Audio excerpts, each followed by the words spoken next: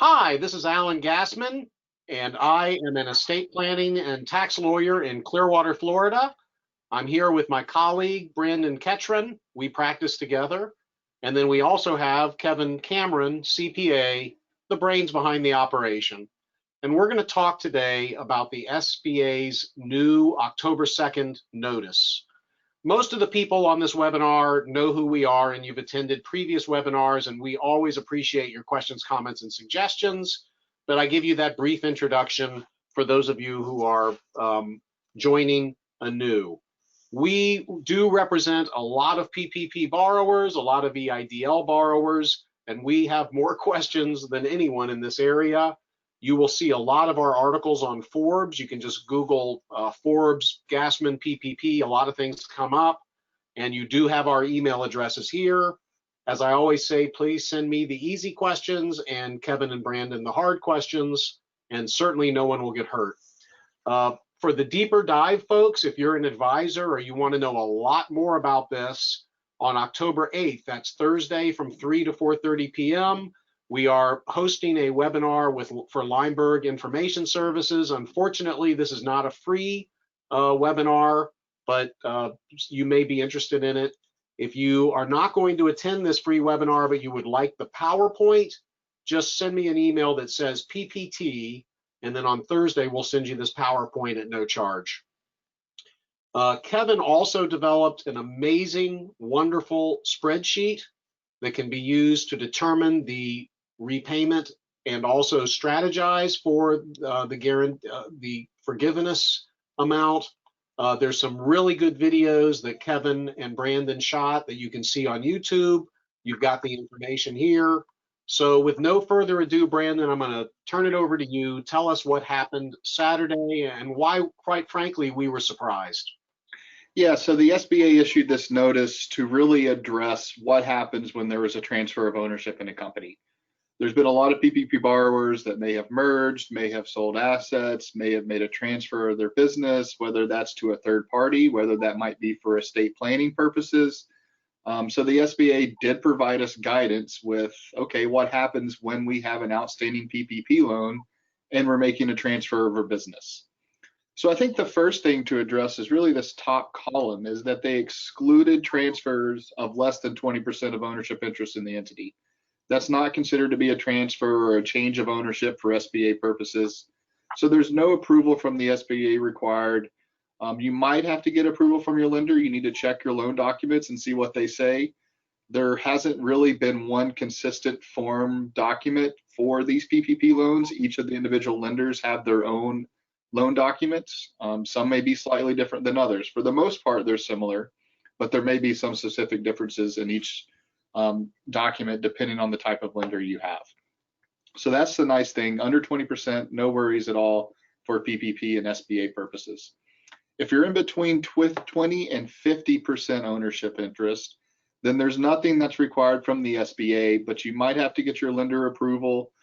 You don't have to place funds in an escrow like you do if you make a larger transfer, but the lender does have responsibilities to notify the SBA. You'll see on the right-hand side of the identity of the new owners, the new ownership percentage. They have to provide tax ID numbers, and then this escrow information, but it's not necessary here for an under 50% transfer. Where things get interesting is if you transfer 50% or more of the ownership interest. And there's really two ways to go about this. The first is you can get SBA approval, but you have to have specific reasons for that. I'll touch on that in a little bit. You can also just get your lender approval and then place an amount in escrow. It has to be an interest-bearing escrow account with the lender equal to the amount of your PPP loan. And if you do that, you can make the transfer and you don't have to have SBA approval. Now, the other option is to not place the amounts in escrow and get the SBA approval. And to do that, you have to have a reason why you can't fund the SBA escrow account. You have to provide them with details of the transaction, copy of your note, copy of your sale agreement, copy of the buyer's PPP loan information if they also have a PPP loan outstanding. The lender still has to submit all of the info above, including this location of the escrow account if that's necessary. So a lot of documentation requirements, and the SBA said that they would make these approvals within 60 days. Hopefully that would be the case and not hold up a whole lot of these cells. Hopefully it would be a lot quicker than that. But that is what you're looking at when you transfer more than 50% ownership in the business. Now, the other items addressed are asset sales. If you're under 50% of the assets, and this is based upon the fair market value of the assets, then there's no SBA approval required, no escrow requirements, but you might have to get your lender approval to transfer assets. Make sure we're not violating any of our loan covenants or loan documents. If you do sell 50% or more of the assets, then those same escrow requirements and approval from the SBA does apply, similar to if you're selling 50% or more of stock in the company. So Alan and Kevin, I'll kick it back to you guys. Any comments on these requirements? And this is a little strange that we have to have these escrow requirements. And what have we been hearing from banks? And I'll let you guys provide some comment. Brandon, is there an under 20% exception for the sale of the borrower's assets? Yeah, 50% is actually the threshold for the sale of assets. If it's under 50%, then it's not considered to be a transfer, and no SBA approval is required there. Okay, and I'll just mention for the viewers, if it's red, you see the colors on this chart. If it's red, stop, be careful. If it's green, go forward, and if it's yellow, be careful. So, Kevin, you've had some firsthand experiences with clients who have transferred assets. You've spoken to at least 3 banks about this. So what is your wisdom and recommendation in this area? Yeah, first, Alan, I want to point out that don't be fooled by that 20% threshold. If you think that you could do 319% or 419% transfers, because it is a cumulative measurement. So it's not per transaction, but it's the measurement of all transactions that occurred. So there really isn't a way to circumvent that 20% threshold. I looked into that just to be sure that wouldn't be a loophole or something like that. Well, I did have my first PPP loan borrower that actually sold their business was on June 28th. And we reached out to the lender when that process was occurring, and the lender informed us that there was really nothing we needed to do at the time, but we submitted a formal letter indicating that we were the company was declaring the end of their covered period on June 28th. The actual sale occurred on June 30th, by the way. And that lender told the borrower on Monday to just go ahead and submit your forgiveness application now on paper and not disregard the procedural notice, but don't do anything else until we get back to you. So that was one response we got from a lender. Another lender, another client of mine that sold their business in August reached out to their lender, and the lender indicated that they weren't fully aware of this procedural notice yet. Remember, this came out on October 2nd. It is available on Treasury's website, but it's new to everybody, I believe. And that to just hold tight for the time being. We were in the process of submitting that that borrower's forgiveness application for the covered period ending right before the sale. And so I think we'll be okay there. The problem with this is that the it says if the PPP note is fully satisfied, then you don't have to get this approval and so forth. The problem with that is not only does it have to be fully satisfied, the SBA has to have had remitted the funds to the PPP lender in the full satisfaction of the note. Well, we all know that the SBA technically has 90 days to respond to a lender, and the lender has 60 days to review it and send it to the SBA. So that's a total of 150 days before the SBA might even release the funds to the PPP lender. So I don't know how that portion of the procedural notice even is applicable here. I think we all have to play under the guidelines that we're going to have to discuss this with our PPP lenders and find out exactly what they tell us to do. And by all means, Alan, I think you'll agree with this, by all means, get that in writing.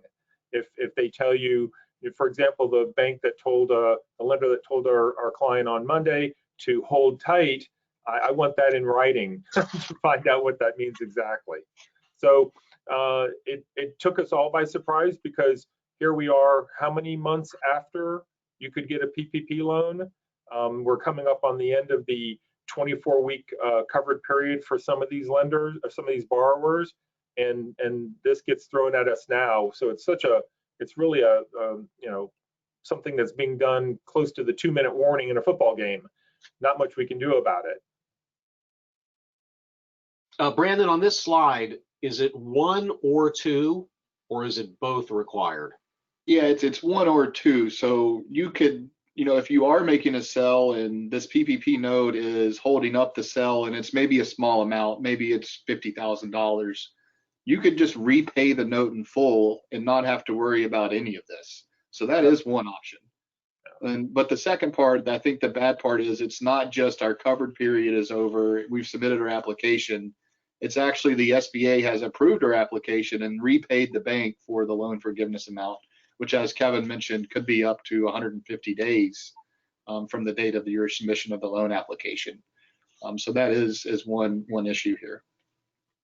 So Brandon, if you didn't know about this requirement and the promissory note said there could be no transfer of ownership without consent of the lender, no transfer of assets outside of the ordinary course of business without consent of the lender, and you've already violated this. You did an installment sale of 99% non-voting to a trust for your descendants, or you merged with another company. Do you lose the ability to have forgiveness, or what is the consequence? Yeah, we're not really sure. I don't think it wasn't addressed in the notice whether if you don't do this, you don't get any forgiveness. That wasn't specifically stated. It is a concern and a risk that you are taking if you don't abide by the notice, but it didn't specifically say you could lose your forgiveness. In that situation, I think one idea would be to almost retroactively follow the notice and maybe put amounts in an escrow account controlled by the lender until you get guarantees of the SBA forgiving the actual amount and repaying the lender, is one way to handle that. The other would just be to, proceed as you were and see what happens. Maybe contact your lender and see what you need to do in that scenario. But I think there's a couple different ways to handle it, but I don't know if you're really risking losing your forgiveness amount. Well, if your loan documents had no prohibition against transfers, then there was no problem transferring anything you wanted to until Saturday, right, when this came out. But I haven't seen anything in the rules that I can recall that would say that violation of any of these rules causes you to forfeit your right to forgiveness or causes you to owe the money right away. They don't really say in their rules what happens if you violate their rules, and I guess that's a good thing. I'm reluctant to recommend to a client that they wave their arms and say, wait a minute, I made a transfer, maybe it's a problem, do you want me to escrow the money? Because I'm afraid the SBA is going to say, as they've said in other circumstances, well, just send us the money back and we'll reloan it to you when we get around to it. So it does put us in a pickle. What do you think about transferring the assets back or transferring the ownership interest back?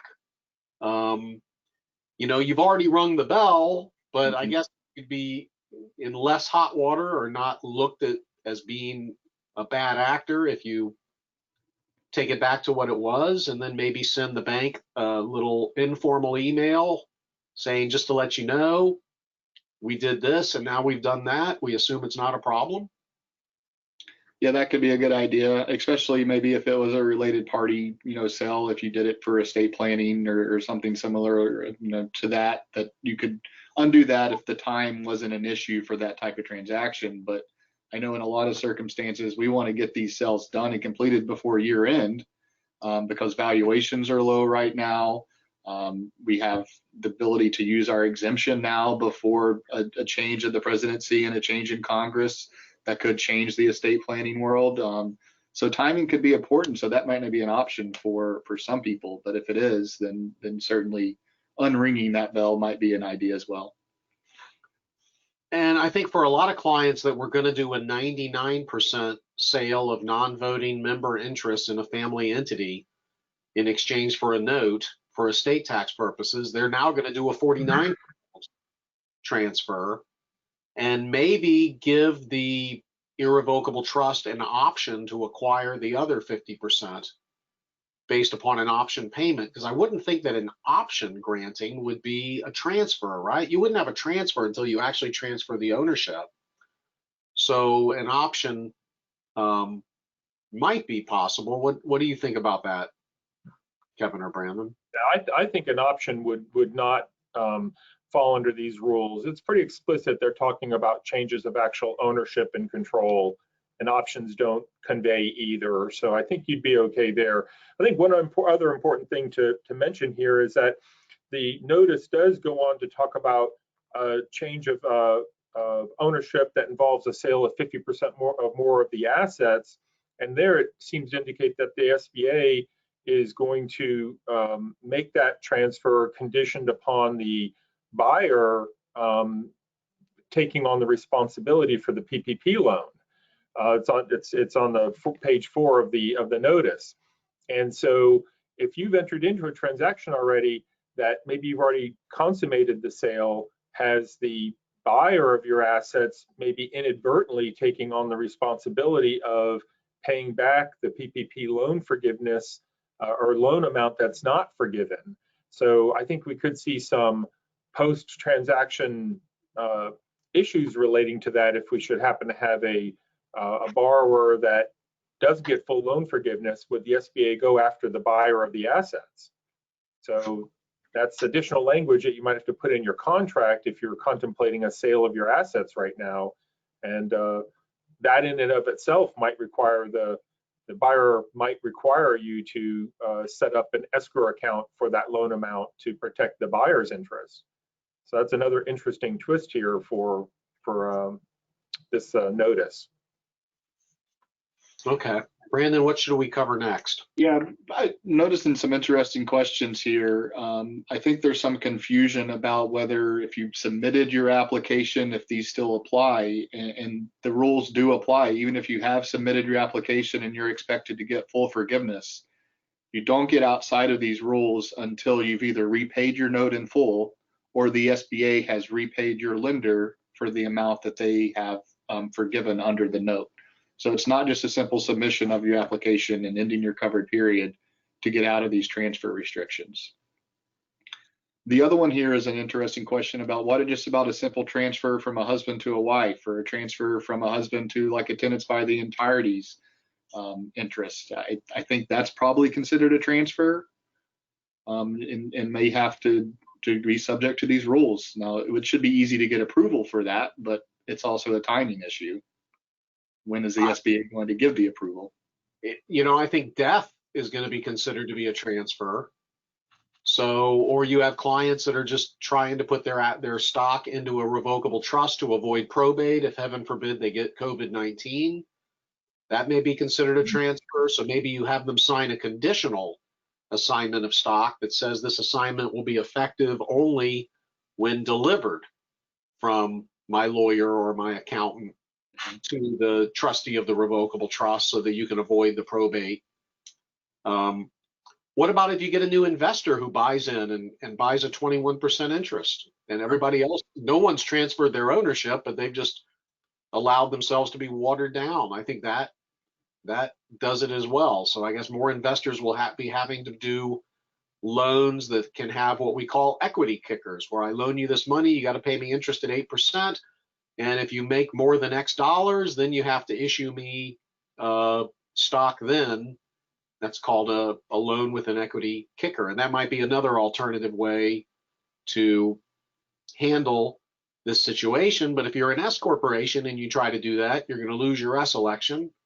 So that's not very fun either. No, for sure. And Alan, I want to point out that this is all ownership issues. So this doesn't change things like maybe a tax-free reorganization or a conversion of a company from S corporation to C corporation or vice versa. I don't think any conversions or tax elections that the PPP borrower may have made subsequent to getting the loan affects this, so long as those conversions and adjustments don't change the ownership. I think we're still looking at strictly an ownership issue and not any other issue with respect to the legal structure or the tax structure of the entity. Would you agree? I agree. You know, another place where this may come up would be if I am going to be in a much higher tax bracket next year than I am this year because business has been slower this year and the tax rates are lower this year.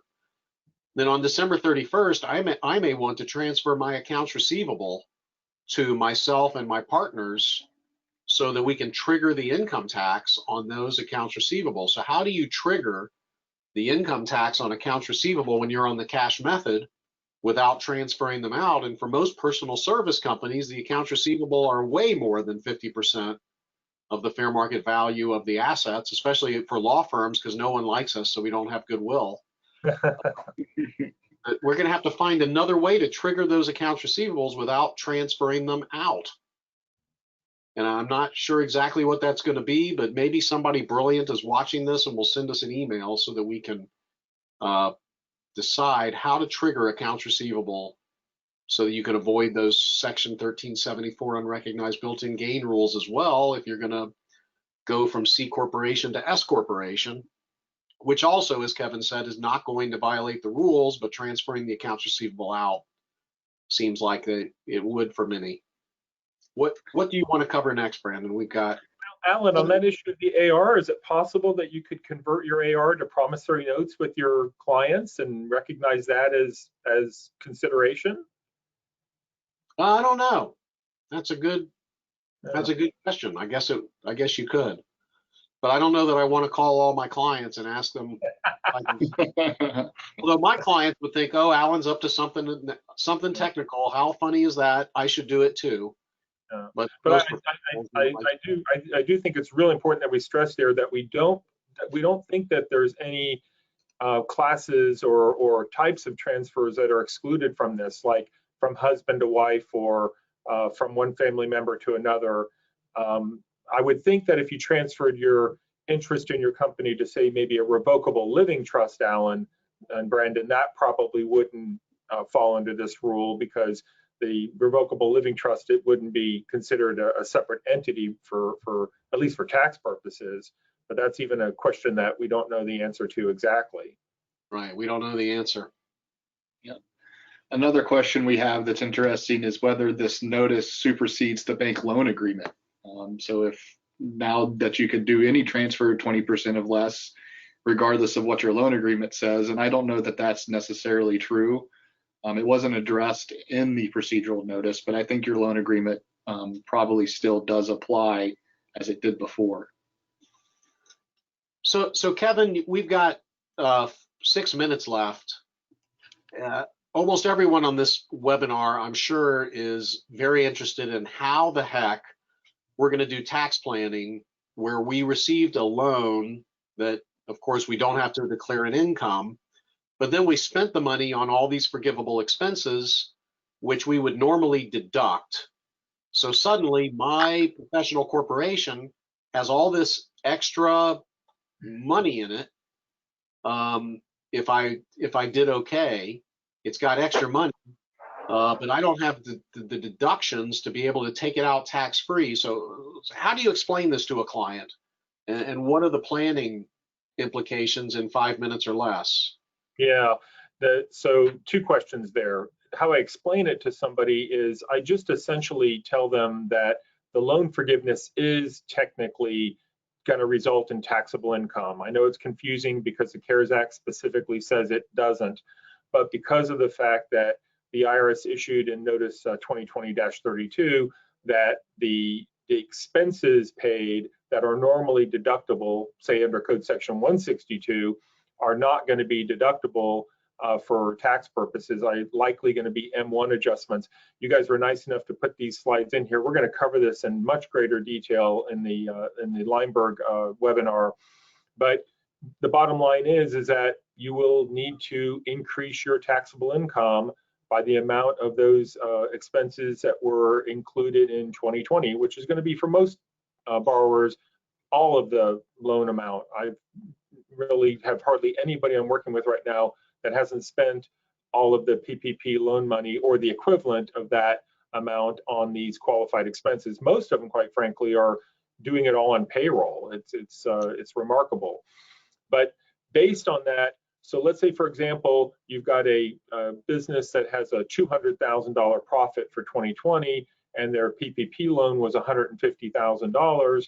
Now their taxable profit is $350,000 because they spent that $150,000, say, just on payroll. It could be payroll and rent and utilities and interest and so forth, like the traditional rule provided. But now I've got a $350,000 net income that's taxable income, even though my net income on my books was only $200,000. And really the problem that these businesses are facing, Alan and Brandon, is a lot of them did indirectly use that PPP loan money to shore up their working capital. So maybe they paid down some lines of credit, or maybe they paid down other debt because their business had enough working capital with the PPP loan money. After paying expenses, they've actually reduced debt. So what I'm seeing actually is a lot of businesses that have directly or indirectly spent that PPP loan money on whatever, like I said, working capital or whatnot, and they might not even have that cash available any longer to pay the taxes.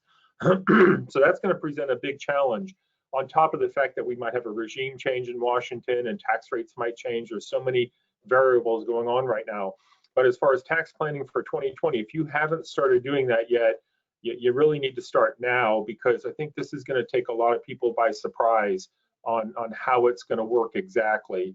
So from that perspective, Alan, we're really working with taxpayers and clients on how can they minimize the effect of this. So for example, it's a little too late to do it now, but we had probably a dozen clients finally get around to adopting defined benefit cash balance plans, where they're going to make significant retirement plan contributions to that plan for 2020, effectively maybe using up all of the PPP loan money to fund it, indirectly, of course.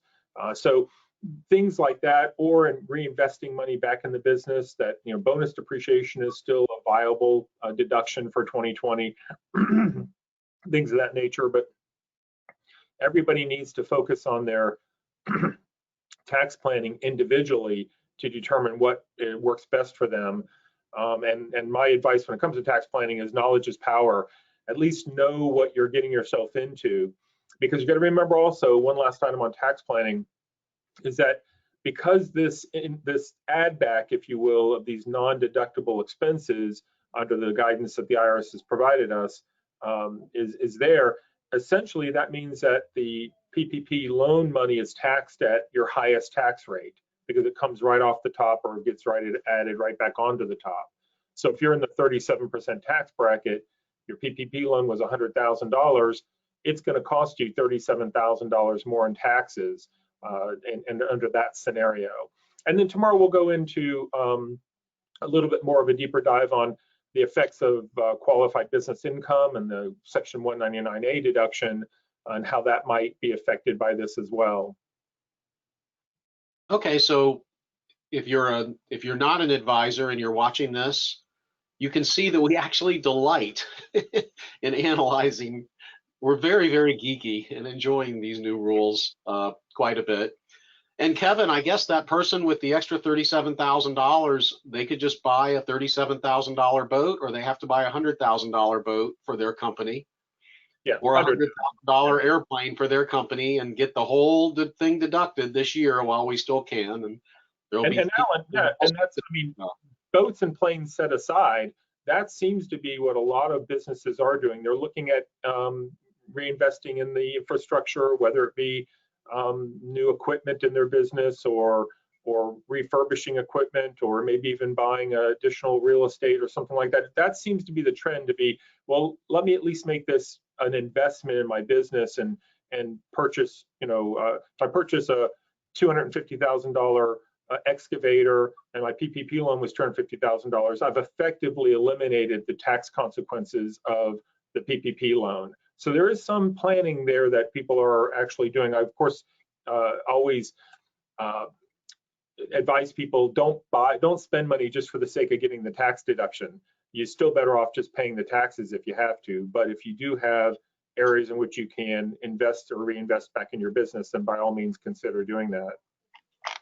Okay, so our time is up. We do thank everyone for attending. We were not able to answer all the questions, but we will be sending some emails out. Please do stay in touch with us. We will continue to stay in touch with you, and I hope you have a very good and safe day. Thank you.